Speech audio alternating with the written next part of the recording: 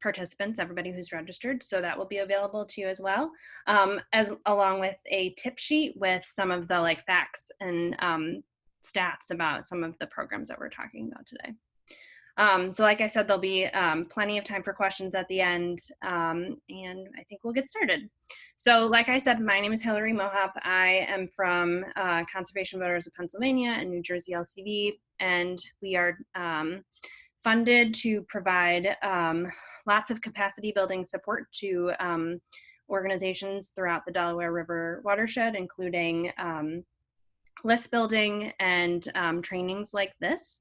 And I'm very happy to talk more one-on-one with you about the services that we can provide to organizations in the Delaware River watershed free of charge, thanks to the generosity of the William Penn Foundation. So with that, I'm gonna jump into my presentation. And you already got a preview of some of these slides as I sort of skipped through. So I am guessing if you're attending this webinar, you are looking for ways to reach your audiences effectively and efficiently. I'm guessing also you don't have a ton of time, so you want to make sure that what you're doing actually works. There's a secret tip that's at the core of everything we're talking about today, which is that visuals are key to communication success. If we're just talking about social media, pictures, graphics, GIFs, and videos can do a lot of the heavy lifting for you. Content with relevant images get 94 more views than content without relevant images. You may know this, but people only really remember 20% of the text that they read if the content that they're reading is unaccompanied by visuals. And visual content is 40 times more likely to get shared on social media than any other type of content. And Rita is going to go into a lot more detail about the different kinds of visual media you can include in your communications channels and why you might pick different types. But first, I'm going to tell you about one tool that will help you start small in incorporating graphics and photos potentially, but also video, so that you can have an easy entry point into figuring out what your particular audience responds to and what you have the capacity to do. So just a side note, that was a really boring slide, right? Because there was no visual content to it, and it was just a bunch of words. So don't do that. This particular video that's in this slide was a video that took 2 minutes for me to create in Canva using some stock video that is of the Delaware River. So I'm going to show you how to do this. So I'm going to spend just a few minutes introducing you to the wonders of Canva. It's a one-stop shop for graphic designers with no graphic design skills or experience. Many people use it to make graphics or design publications. I'm going to specifically talk today about using it to create short videos. If you're already using Canva, I invite you to share 1 or 2 things in the chat box that you really like about this tool to give folks just an idea of what is useful. So again, I only have a few minutes to talk about what I love about Canva, and I'm really happy to talk one-on-one with you if you want to do a deep dive. Canva.com also has a bunch of free tutorials so that you can learn to use it to design like a pro. So I'm not going to talk today about using Canva to do some of the like static images. I'm just going to talk very briefly about using it to animate a graphic or two. So this is what Canva looks like when you're about to animate a graphic. There are once you've started putting together something, a button comes up at the top, right where it says rise in 5 seconds. That says animate. You click on animate, and the window at the left opens with some pretty standard basic animation things you can add that are very similar to the animations that are available in a tool like PowerPoint. You click on one of those animations, it automatically adds it to the graphic that you're designing, and then you can adjust the timing on that animation to make a 5-second graphic, a 20-second graphic, whatever works for whatever medium that you want to create. And then you can download that graphic to share where you like to share it. If you want to make something a little bit longer, perhaps, or a little bit more complicated, Canva Pro has a lot of stock video images that you can search to provide a moving background for a video. So you simply search for that background in the stock that's available to you, apply it to your graphic, and then similarly you can adjust the length of that video. You can crop it in terms of like the size of it. You can flip it and move it around. And as I showed in a previous slide, it's pretty. There's a lot of different options for like stock images, including the Delaware River.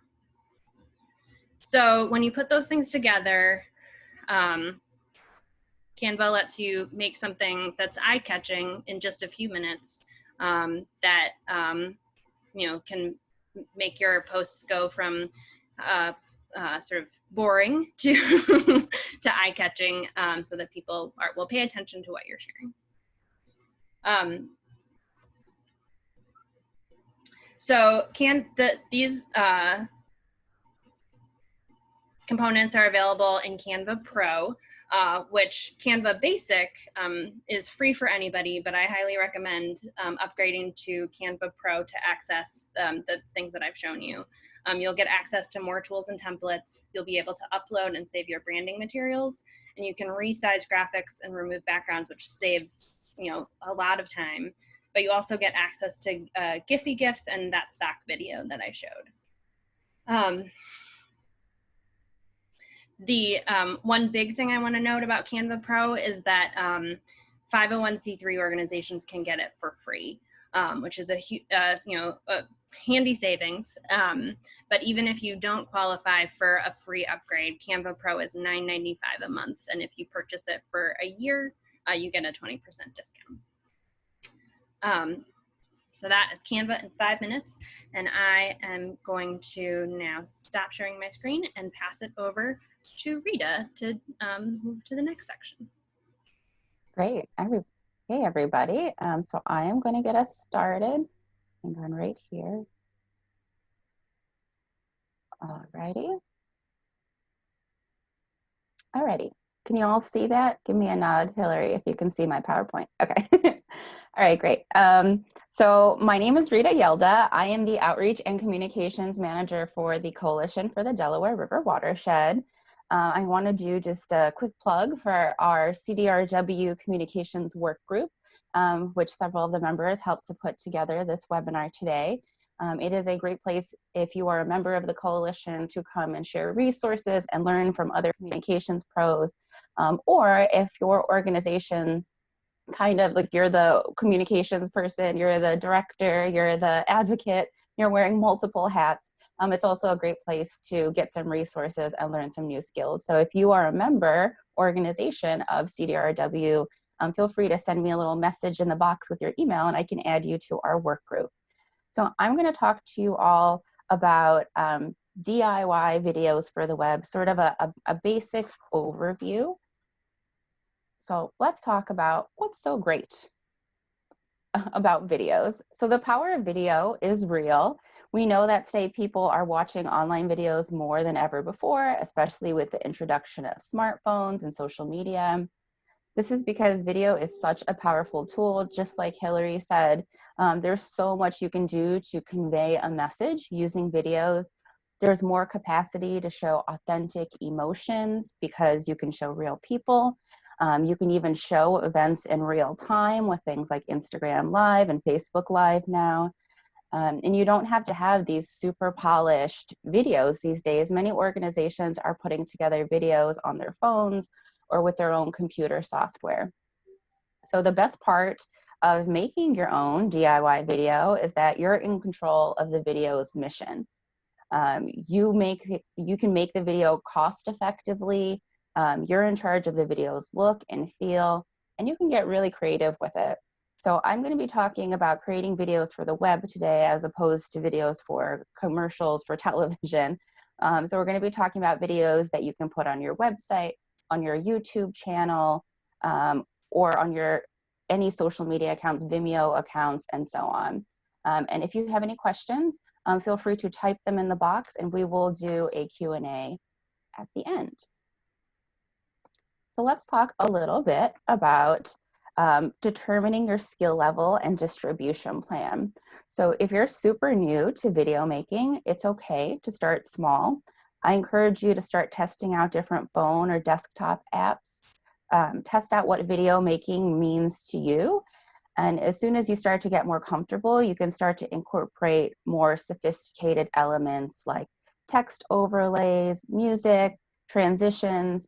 It's okay to start small, play around with the video making, continue to learn and have fun with it. So as you're getting into the video planning process, you want to evaluate your own skill level, as well as where this video will live on your organization's social media or website, etc. So ask yourself 2 basic questions before you start. How will I capture my footage, and where will this footage live and be shared? Acknowledging where the video will live will also influence the size and specifications of the video, because certain social media platforms call for a specific dimension. So for example, Instagram has a preference for square videos. Primarily videos, though, are shot in the widescreen, and these videos can be used across Facebook, YouTube, Vimeo, and other platforms. And as you're thinking through your video, many video creators do what's called storyboarding, where they draw out a video scene by scene. This allows you to really visualize the end result. It gives you a clear vision to move forward. It also helps your team get on the same page so that they can understand your vision and the look of the video that you're going for. You also want to plan ahead any kind of text overlays you want in the video. Text should be short and simple, but it will save you time if you have this all planned out in the beginning. The same thing goes with any script you might use. So your video doesn't necessarily need to have a voiceover or anything like that, but if you decide to go with that, writing a script out beforehand will save you a bunch of time. I know this to be true because I've tried making a video where I did not write the script beforehand, and I just kept shooting like scene after scene with it, just trying to make the words, like wordsmithing, trying to make the words sound right. It really does save you a lot of time if you have your script and all of that planned out beforehand. And the length of the video is going to depend on the platform also. This is all part of your planning process. So Facebook actually is reporting higher engagement now with 1 to 2 minute videos. Instagram, where people are generally scrolling, the attention span is maybe a little bit shorter. You typically want the video to be like 30 to 60 seconds, something like that is typically recommended. So let's talk a little bit about different video styles.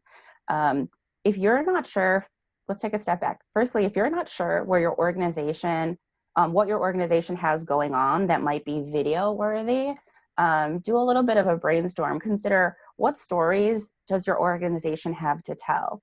Have you won any recent battles? Does your organization have a unique perspective?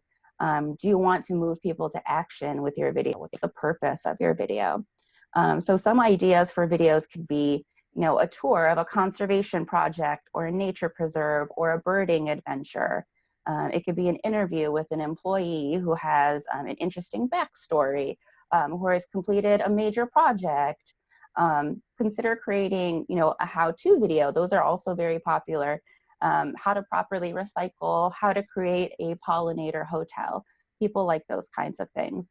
So videos can be created to raise awareness. They can also include a call to action, and they should always convey a feeling or a key message. So some popular video styles are documentary style, which we can see here. That's what's illustrated here is a documentary style. So this is great for storytelling, hearing multiple voices. It often includes an interview with experts or advocates. There's also montage video, which is very common. It's a series of video clips or B-roll video edited together. It's great for recapping an event or conveying a lot of different messages and scenes. And then there's also the one-shot video, which is a single camera angle. There isn't multiple scenes. There's not, you know, a shot of a river and then a shot of a bridge. It's just one thing. And there can be movement in that, but it is a single angle video. And let me just clarify really quick what I mean by B-roll. So B-roll is footage that's secondary to the main footage. So for example, the primary video for this interview, this documentary style, this woman who is talking, that's going to be the primary video, but B-roll might be her walking into the room, opening a door, sitting down, a conversation with somebody else with maybe, you know, the sound isn't necessarily there. So it's any kind of like extra video that really isn't the main focus. Any kind of scenery or anything like that would be considered B-roll, and it helps to kind of set the scene. It helps to set, give you a sense of place when you're putting together a video. So I am crossing my fingers that this works when I play this video example, because videos are notorious for not playing in PowerPoint presentations. So if you don't have a lot of video or B-roll sitting around, one thing you can do is to utilize your photo library. It is a great option for creating a montage video. You can create a video that spans across an image or zooms into an image, and it makes the video more dynamic so that you're not looking at just a still static photo. Instead, it kind of incorporates a sense of movement. And if you don't have any photos, you can also find generally online either free to use photos or free to use stock video. So I want to show you this, just part of this montage video. There's actually no script, but this video does a great job at making the viewer feel emotion just by using text overlay and music. There's also a great sense of movement created in the photos in this video because it spans across some of the photos. So I am hopeful that this plays and that you can hear. I'm going to play about half of this video.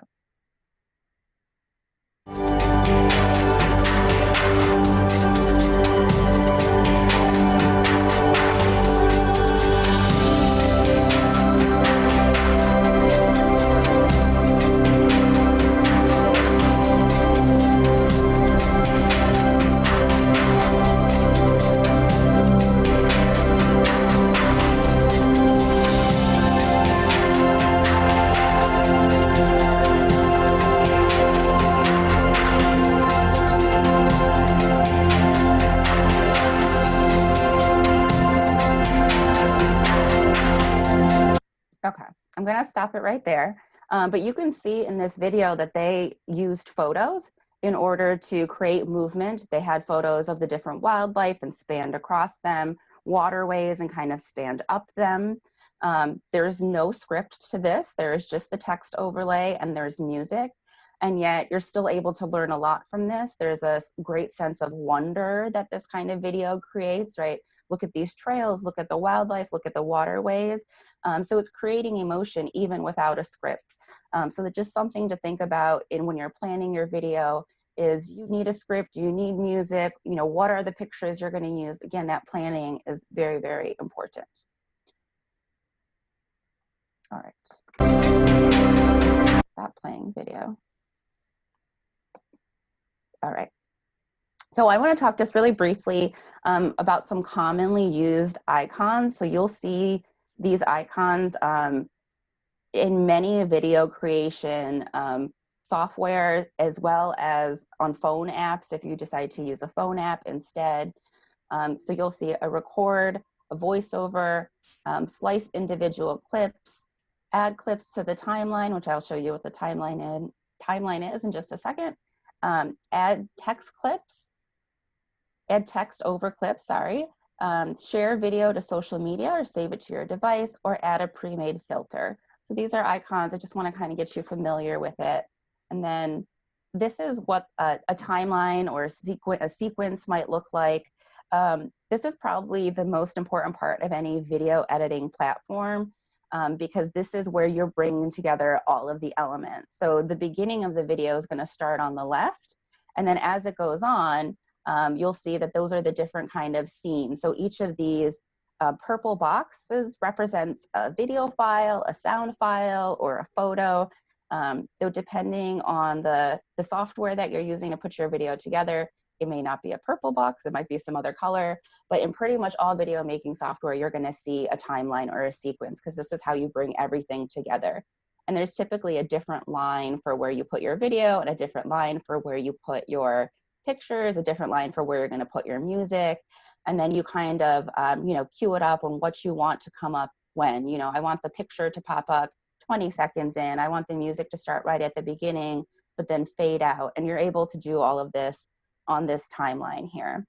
So typically the flow of it is going to be, you're going to select your video, you're going to import the video files, you're going to import any still photos you want, import any music, and then you're going to move it around on this timeline in sequence to your liking in order to create your video.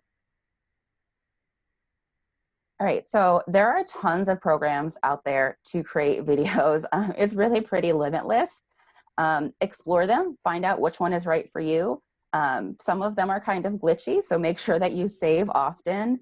I'll also mention that a lot of these apps do have royalty-free music, and there's also websites where you can get royalty-free music. You may need to add an attribution at the end if you are using something that you find on the web, depending on what the rights are for that music. So some common phone apps, I'm going to talk more specifically about a couple of desktop apps that I've experienced with, but some common phone apps, if you just want to start video making on your phone before you download anything onto your computer, I'd suggest InShot. That is a very popular one.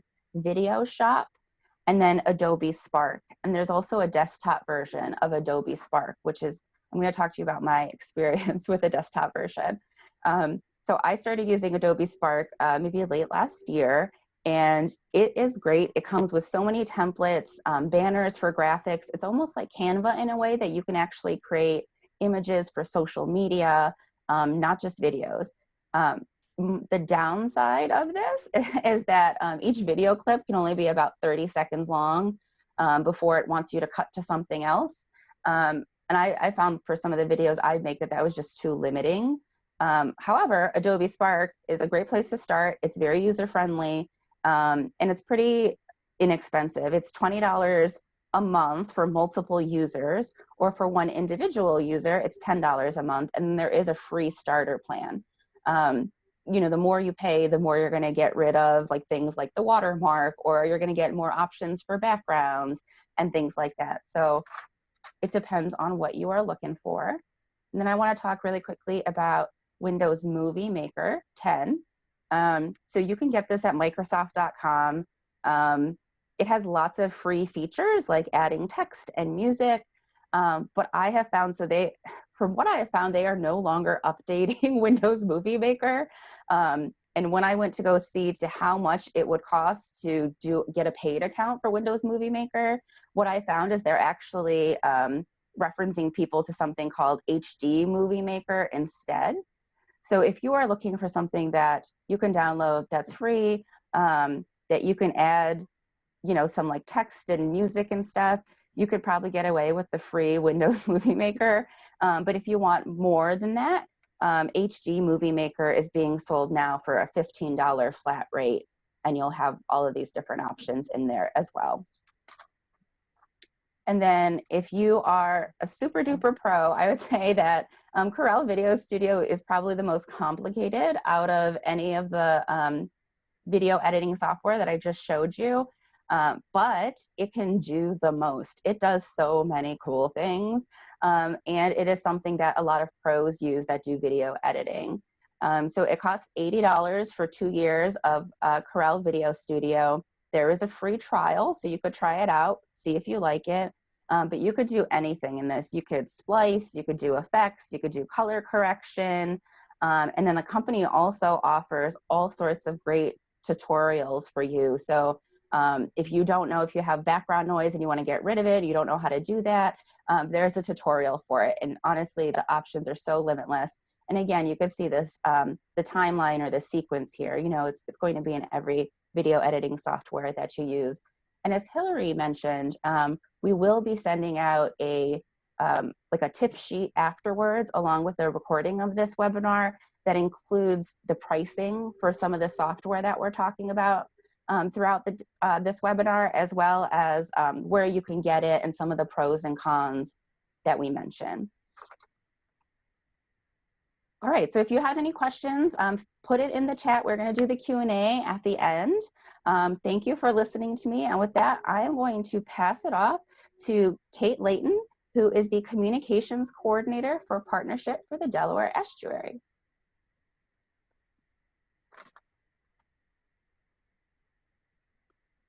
Hello. So yes, so as thank you, Rita, and thank you, Hillary, for all that information. And so I'm going to show you some of the things that Rita and Hillary were talking about.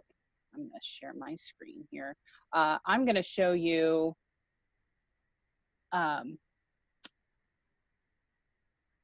a software that I've been using called Movavi. And can you see that okay? Okay. And I started using this. I have used Canva. I've used Windows Movie Maker. I've used iMovie, and they're all great. In fact, I use Canva every day. I love Canva, and I've used Adobe Spark, and I still use Adobe Spark sometimes, but a few months ago I ran into a project where I was doing a lot of editing. And I was trying to use iMovie, and I only have iMovie on my tablet on my phone. And so trying to do a lot of editing on such a small screen just it wasn't going to work for me. So I needed something that I could see on a larger monitor and have a little more tactile control over. So I started looking to see if iMovie was available on Windows, and it's not. So I looked for other softwares, and I found Movavi. And it operates, as Rita was saying, there's a lot of softwares out there. And this one operates very similarly to iMovie. It operates similarly to Corel that Rita showed you. It operates similarly to another software that I've used before called Sony Vegas. And it's good for if you're a beginner or an intermediate. And I'm not quite at the point where I can use the more advanced softwares like Adobe Premiere, which comes with, if you can get it separately, or you can get it if you have the Adobe Creative Suite. I believe Adobe Spark is available on if you already have the Adobe Creative Suite as well. Final Cut is a more professional grade software for Mac users. There's also other ones that I found called DaVinci. But I'm not quite there yet. I think Avid is another one that's more professional grade. But this one, it's very intuitive. And what I'm going to show you is, so we do a Facebook Live show called Wonderful Plant Wednesday with our Habitat Projects coordinator, Sarah Babulas, every week. And she shows you a native plant. And what I've been doing is afterwards, I've been putting it on our series page, and as well as our Instagram TV page. So, and I've incorporated like an intro and an outro just for consistency, just to kind of give it more of a series feel to it. So what I do is I download the Facebook Live video after she's done with the Facebook Live. I download it, and then I incorporate it into the video. So what I have are the components that Rita was talking about. So you can see here, this is your timeline. So this is your media bin where you've got all your components. This is the preview screen. And then this is your timeline. So you've got, you know, you've got the little film strip icon, the music icon, and a little text icon. And so that's where you're gonna have like your audio, whether it be music or someone speaking. This is for adding any text. So And I already have these components that some of them I've pre-made just for consistency as well as for convenience, because it makes things just go a lot easier. All I have to do is just drop in the components. So that's just what I do. So in this case, and this is a still photo that I've used to match up with this. And so what you can do with this, you can add still photos, you can add, of course, you can add other video components to it. That's just something that I've added just to show you. And sometimes you can even like take things from, if you're using something for social media or whatever, you can, I took this from Canva and downloaded it into the software here.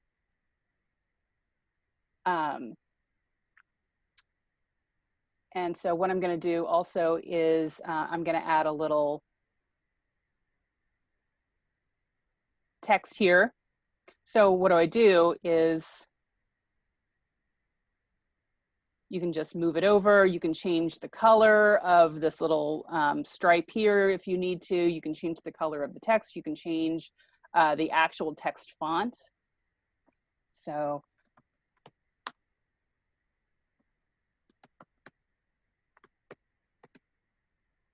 you can change the size of it. And as you can see, it operates fairly similarly to if you're doing like a PowerPoint presentation, or if you're doing something else with graphics, like with Canva or something. Change the color, you can change. And whatever fonts you already have loaded onto your computer with this are available to you. So you're not just stuck with a limited menu of them. And so, and then what I do here, you just go back to your,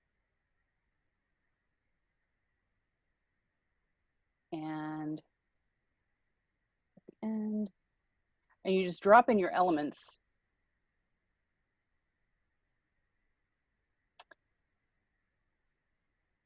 You can add sound, like music down here. And you can, these things are pretty easy to shorten or to lengthen. So if you don't want to use that much music, you can just shorten it. You can also have it just go to the part where you want. You can do fade ins and fade outs. So say like with your any kind of audio or visual track, you don't want it, you want it to fade in more instead of just shutting on and off like a faucet. You can change that. This is a little long. You can change that. You can also make cuts to it. So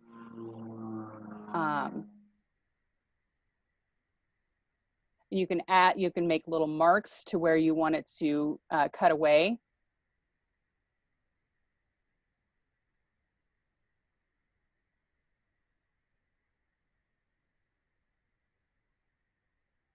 See, like that. So all you have to do is just say, I want to make a little cut there. And so you want to add a little mark right there.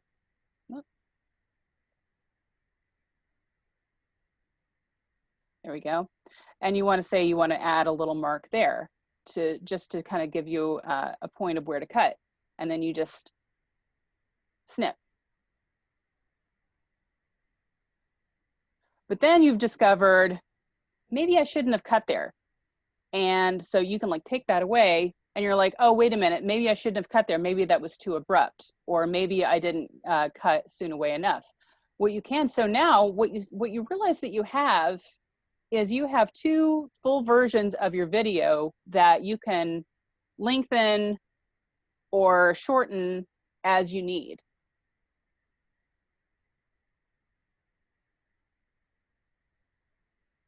So you can also detach the video to make it line up, or say if you had other video or still photos that you wanted to use and you just wanted this to be a voiceover, then you can detach the audio like that. Now, one thing about this is you really do need to have good raw material, because there's only so much that the tools on here can take you. Or there's only these tools can only take you so far. So good things like good material for and relying on good basic photography skills like good lighting and good angles will really take you a long way. In terms of sound, if you are doing sort of like a more of an interview type of a style of video, then having a lot of outside noise is not going to be very beneficial to you. And so you want to just go inside. But for something like this, where you're outdoors, you're in a garden, you will have some outdoor noise, probably, like whether it's breeze or whether it's car noises or things like that. And so again, you know, you want to try and do the best you can. And this will let you do things like noise removal, so you can take out some of the car noise. You can also do things like it can show you things like how to focus on voice enhancement, or if it's music that you're trying to get the most out of, then it has tools for that as well, or you can do custom. But again, with any tool that you use, whether it's an audio tool or a visual tool, if you overuse it, then it's going to look distorted. You're going to get a distortion. So you try not to overdo it with your tools. So then, but what you can do is, so you've got your visual, you've got your audio, you can cut, you can paste, you can add music at the beginning and at the end, which is what I do.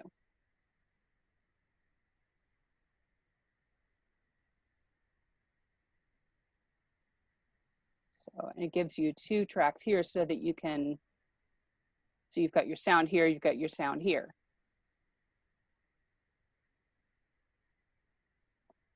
And it just works all seamlessly together. And then once you're done, then you can upload this onto Facebook, you can upload it onto Instagram, or you can even upload, if you've got a, you know, if you want to use video for YouTube or Vimeo, you can upload it onto that as well. It all works together. And again, there are times when if you're out in the field, phone apps and tablet apps are great because they're just quick, they're easy to use. And you can just get something out onto social media with a video or something right away. If you have a little more time to devote, or if your project is a little bigger and you have a lot of edits that you need to make, and you have a lot of things to incorporate and a lot of moving parts, then having something where you can sit down and see it on a bigger screen and have more tactile control and use different tools, that's where this is really helpful. And so with that, I'm going to open it up to questions. Excellent. Thank you, Kate. Yeah. So it looks like we have a few questions in the chat box. So Dan is asking, what is best used for Mac and iPhone?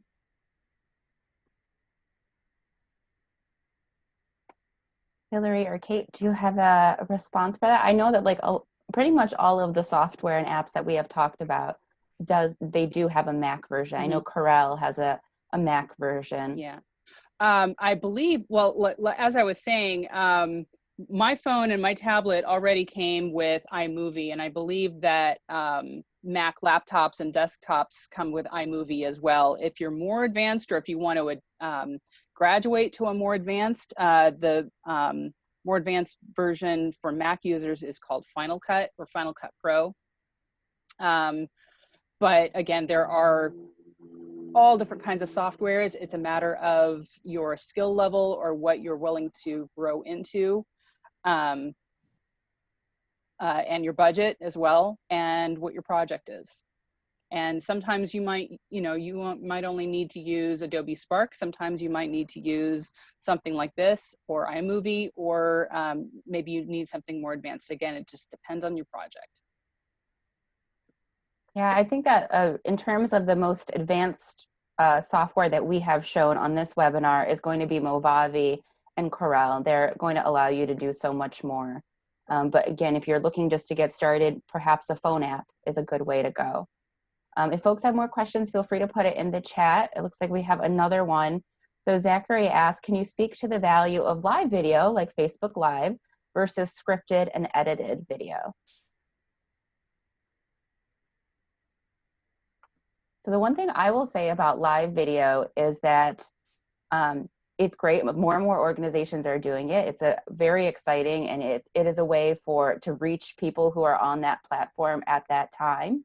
I will say though, if you are doing a Facebook Live or an Instagram Live, to definitely promote it in advance, to not just rely on people seeing it and then tuning into it. Sometimes you will get people like that organically that are just happen to be on Instagram. But I would say promote it. Don't take for granted that a bunch of people are going to be on the video. I know I have been on Facebook scrolling through, and actually this person was doing this amazing demonstration with a peregrine falcon, and it was so adorable and great. And there was only like 3 of us tuned into that. And it was just, disappointing because it was like such a wonderful program. And it was a Facebook Live too, where they had an expert speaking. I will say in both cases, both in the live video as well as the scripted and edited, that you can use the video repeatedly over and over. You can repost it and really get as much mileage out of it as you can, whether it's live. Even if you're doing a Facebook Live, they end up recording it and it gets uploaded to your account and your video. So that's definitely a benefit. I think with live videos, there's also just this sense of excitement because it's real, it's happening, anything can happen kind of thing. Maybe not so much with a documentary style video. And I will also say, we were looking into trying to do some outreach, and we were looking into, well, what are the benefits of, how much engagement do you get with Facebook Live versus pre-recorded video?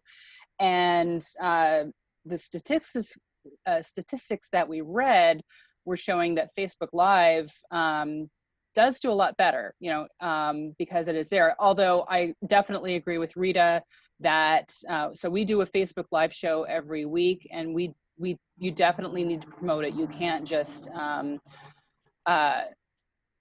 say, oh, we're live, and then hope that anybody is just gonna stumble upon it and you're gonna have a lot of views.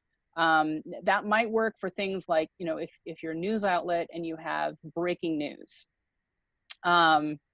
But if you're an organization, a nonprofit organization that does a regular Facebook Live thing, you definitely need to promote it.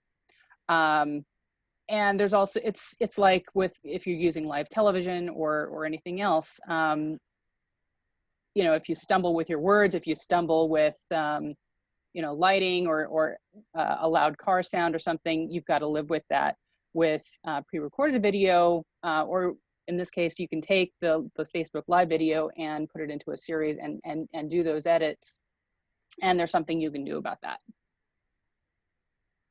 Good point. And I'll just add that, I know, a lot of us are doing webinars like this right now that used to be maybe in person, and doing them on Zoom and then sharing them as a Facebook Live, on Facebook concurrently is a really great way to increase the reach of your video and also preserve it, like Rita said, forever on your Facebook page too.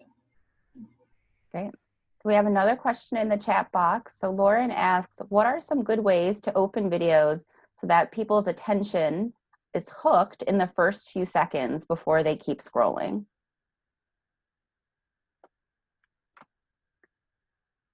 So I'm going to say, I know that one thing that I first look at when I am about to watch a video is how long it is. If the video is really long, sometimes I won't even press play. So just something to consider, especially based on what, you know, if you're posting it onto social media, really keeping in mind, is it going on Facebook where it can be a bit longer, or is it on Instagram where it should probably be a little bit shorter? Because people can see how long the video is. So I would say keeping it a little bit shorter, or, you know, just making sure that you know what platform you're using and the appropriate length for it. So that's definitely one thing. And I think also too, just pretty images, like nice visuals, you know, keeping it interesting, making it sound like titling it something interesting, because people can see that in the preview. And making it sound like it's something that, you know, you yourself would want to watch. Like, what would you click on? I would click on a peregrine falcon because that's that's what got me to stop. So maybe cute animals is the answer. Yeah, and you know, the more videos you make, you might you know, get a better sense of what your audience responds to. And the great thing about posting things on Facebook and putting them in a playlist like Kate does is that you can always update and edit those, you know, to add like a different like thumbnail on the front of the video so that that's the first thing that people see. Yeah. There's also, we got some good advice in the chat here from Petra, who says, for people who are going to be making a lot of videos, make sure you have an external hard drive or cloud storage space, because it builds up quickly and can take a lot of space on your computer, which is a good note.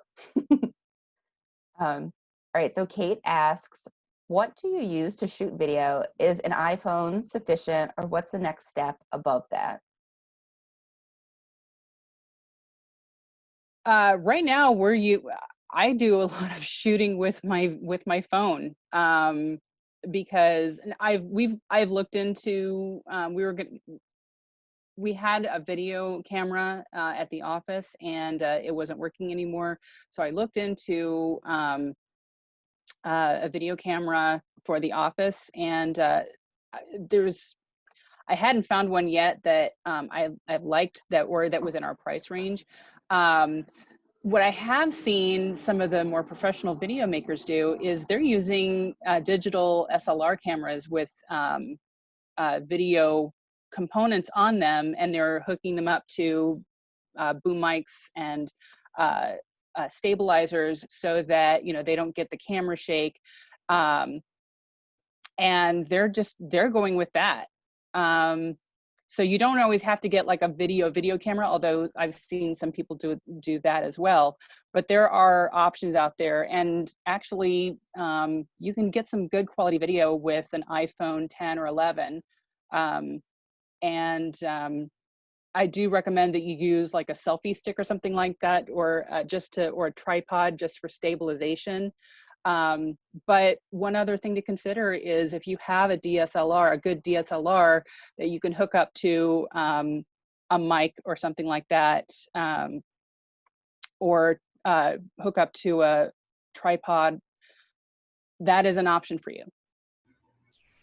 We use our phones a lot, but we've also got a Mevo camera, which was relatively inexpensive, but I would just echo what Kate said, which is that microphones and especially tripods are like must-haves, and you can get those inexpensively.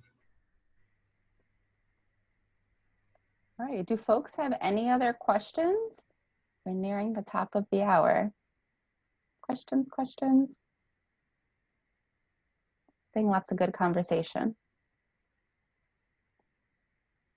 All right. Alrighty, I don't see any more questions in the chat box. Kate or Hillary, is there anything else that you wanted to say before we end? GoPro is an option as well, especially if you want to do some time-lapse photography.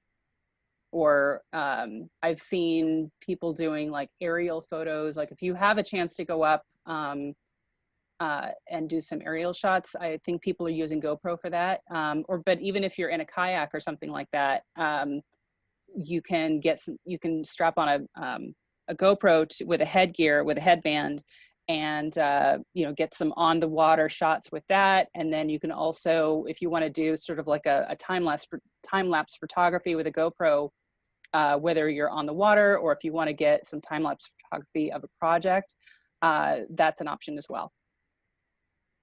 Great, good suggestion. Thank you so much, Kate. Thanks, Hillary. And thank you for everybody who is part of, oh, there's some good notes from Derek about some camera options in the chat. But thank you to everybody who was part of this today. I really appreciate it. Again, you will be getting our tip sheet about the different kinds of software, as well as a link to the recording of this webinar. And I hope you all have a good rest of your day. Bye.